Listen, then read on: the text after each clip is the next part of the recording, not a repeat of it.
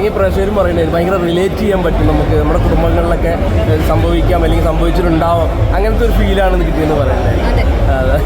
അതാണല്ലോ അതിലേക്ക് ഏറ്റവും വലുത് നമുക്ക്. ഇതൊരു വലിയ ഗംഭീര മറ്റേ ലോകത്തില്ലാത്ത കഥയൊന്നുമല്ല, വീടിനകത്ത് നടക്കുന്ന ഒരു കഥയാണ്. ആ കഥയുടെ അതുപോലെ തന്നെ എടുക്കാൻ പറ്റി എന്നുള്ളൊരു വിശ്വാസം ഇപ്പം അത് പക്കയായി.